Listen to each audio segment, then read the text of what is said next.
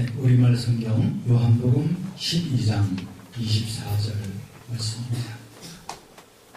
내가 진실로 진실로 너희에게 이르노니 한 알의 밀이 땅에 떨어져 죽지 아니하면 한 알 그대로 있고 죽으면 많은 열매를 맺느니라. 네, 부활절을 위한 진지한 메시지라고 하는 그러한 제목입니다. 모든 한국 사람들이 지금 세월호의 그런 참사로 인해서 모든 분들의 그 정서와 관심이 거기에 쏠려 있습니다. 특별히 우리가 고난주간 때에 이 일이 일어났기 때문에 우리 크리스천들에게는 보다 더 의미가 깊은 일이 아닐 수가 없습니다. 이러한 그 국가적인 재난을 우리가 겪으면서 많은 그 스포츠 게임들도 서로 행사를 제한하기도 하고 또 여러 가지 위안 행사라든지 이런 것들도 스스로 포기하기도 하며 그리고 기독교 연합회에서도 부활주일 행사를 경건하게 그래서 너무 요란하지 않게 이렇게 정리하는 모습들을 보게 되는 것이죠. 그런가 하면은 어떤 지방에서도 보면은 부활절 연합회를 이러한 이번 참사를 위한 기도로서 부활절 예배에 함께 하고 있는 모습들도 우리가 보고 있습니다. 전국적으로 볼 때 또한 촛불 기도회라든지 이러한 종교를 다 초월해서 여러 도시에서 이러한 그 기도회들이 열려가고 있는 것을 보게 됩니다. 저도 역시 한 주간 동안 이러한 여러 보도를 보면서 마음이 많이 무겁고 슬프고 안타깝고 그런 마음감이 교차하는 그런 시간들을 저도 가지면서 어떻게 부활주의를 바로 앞두고서 이런 일이 일어난가 과연 그 의미가 무엇일까 라고 하는 것을 저도 깊이 생각을 해보면서 이것은 우리 한국 교회를 향한 하나님의 그 바라심과 무관하지 않다라고 하는 그런 메시지를 찾게 됩니다.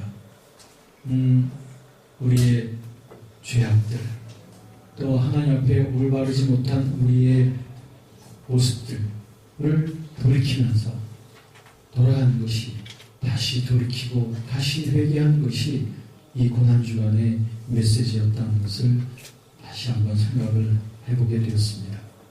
그것은 우리 한국교회가 전체적으로 볼 때 하나님께서 보실 때 거룩하지 못하고 단정하지 못하고 또 말씀에 창념하지 못하고 뭔가 죄악의 포로가 되어져 있고 하는 이런 모습을 우리 하나님께서 그대로 보지 못하시고 이 땅 위에 새로운 회개와 갱신을 일으키기 원하신다 라고 하는 그런 메시지를 붙잡게 되죠. 어찌 보면 이 부활주의를 향한 이 메시지도 역시 우리는 이런 경건한 메시지가 되어야 된다고 생각합니다. 그런 말이 있죠. 십자가가 없이는 연류관도 없다. 그렇습니다. 희생이 없이는 또 부활도 없었을 것입니다. 예수 그리스도의 그 값진 희생이 전제되지 않고 예수님의 부활이 논해질 수 없는 것이죠. 마찬가지로 우리 그리스도인들의 신앙이라고 하는 것도 그 모든 영광과 그리고 모든 능력이 바로 예수 그리스도의 그 죽으심과 그 고난에 우리가 함께 동참하면서 살아갈 때 그때 부활의 능력이 나타나는 것이죠. 그렇기 때문에 예수께서 행하셨던 죽으심과 그분의 부활 이 두 가지 양면성은 똑같이 우리가 함유되어져야 되는 것이지 그 중에 하나는 좋다고 하고 하나는 싫다고 할 때는 절대로 부활의 권능이 우리에게 나타나지 않는 것이죠. 그래서 사도 바울도 말하기를 나는 예수 죽인 것을 날마다 짐지고 살아간다라고 그렇게 말했던 것입니다. 다시 그 세월호의 그러한 여러 가지 이단들도 있는 가운데서 어떤 그 사무장의 그 자기 아내를 향한 그 문자의 내용에 저도 감동을 받았습니다.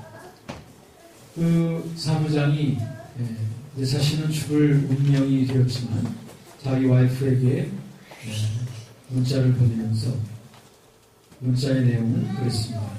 나는 다시 학생들을 구하러 다시 내려가야 되겠다. 그리고 내 통장에 조금 남겨놓은 그 돈은 우리 아이들을 위해서 써주기 바라오. 라고 하는 그런 문자였었습니다.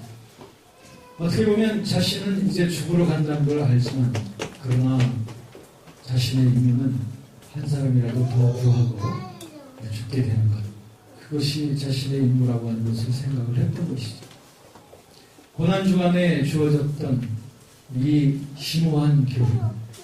이것은 우리의 부활도 이러한 제대로 죽는 오늘의 본문 말씀처럼 한 알의 밀이 땅에 떨어져 제대로 죽어야만 많은 열매를 맺는다고 했습니다. 우리가 바로 한 알의 밀알이죠. 우리는 부활의 영광과 능력을 이 땅에 선포하기 위해서는 한 알의 밀로서 먼저 죽는 이러한 희생적 사랑의 삶이 우리에게서 먼저 드러나지 않으면 안 된다는 것이죠. 여러분, 형제 여러분, 자매님 여러분, 우리들의 삶의 목표가 무엇인가요? 그것은 바로 영광스러운 이 그리스도의 대열에 선 우리들인 것입니다. 주님께서 우리를 구원해 주신 것은 우리가 더 이상 우리 자신을 위해서 살지 말고 이제는 하나님의 영광을 위해서 살으라고 우리를 구원해 주신 것이죠.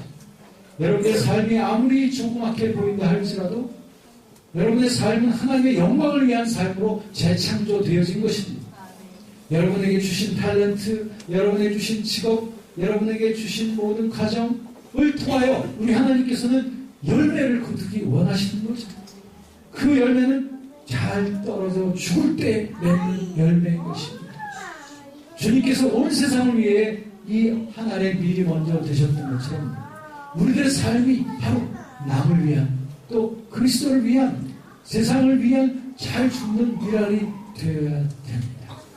이런 고상한 목적을 가지고 이런 고귀한 목적을 가지고 살아가는 것, 이것이 바로 2014년 부활주일에 이 한국교회를 향하여 말씀하시는 하나님의 크신 음성이라고 믿습니다. 아멘. 여러분, 우린 말합니다. 기독교는 부활의 종교라고. 그렇습니다. 이 세상 어떤 종교에도 예수 그리스도의 이 기독교만큼 부활의 메시지를 선명하게 제시하는 종교는 더 이상 없습니다. 그럼에도 불구하고 만약에 우리가 예수님의 부활을 그분의 희생적 사랑과 그리고 십자가의 죽으심에 대한 그 공로를 동참함이 없이 그분의 부활을 논한다는 것은 그야말로 무의미한 것이 될 것입니다. 그러므로 우리는 예수님과 함께 십자가에서 죽고 주님과 함께 다시 살아난 존재들입니다. 그러므로 우리는 죄에 대하여는 십자가에서 죽은 자처럼 여기며 살아가는 것이고 이제 내가 살아가는 모든 삶은 하나님을 향하여 그리스도 안에서 살아가는 삶이라는 것을 날마다 고백을 해야 되는 것이죠. 자기 자신을 위해서 살고자 하는 자는 죽을 것이요 그러나 주님과 주님의 복음을 위하여 자신의 목숨을 버리는 자는 살 것이고 또 많은 열매를 거둘 것이라고 하는 것입니다. 오늘의 본문 말씀처럼 땅에 떨어져 잘 죽는 밀알이 되게 해주세요. 나의 삶이 주님을 향한 밀알이 되게 해주세요. 나의 삶이 나의 자신을 썩음을 통하여 잘 죽음을 통하여 복음이 온 세상에 예수님의 사랑이 확산되어져가는 그런 삶이 되게 해주세요.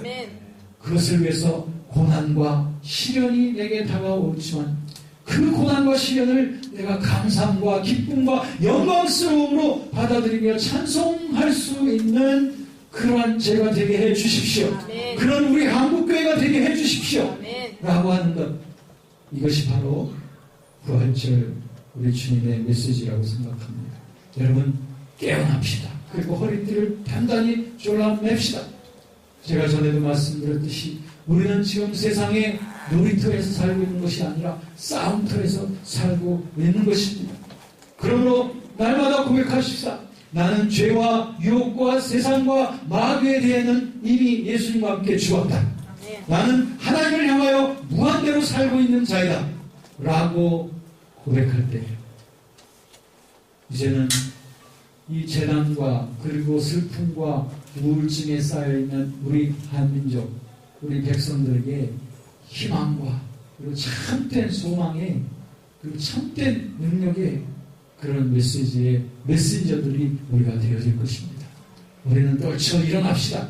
그래서 아멘. 어둠을 향하여 빛을 드러낼 수 있는 그런 존재들이 됩시다. 아멘. 우리의 삶이 하나님께서 인정하실 수 있는 그런 빛된 삶, 잘 죽는 미랄의 삶이 되어지길 간절히 원합니다.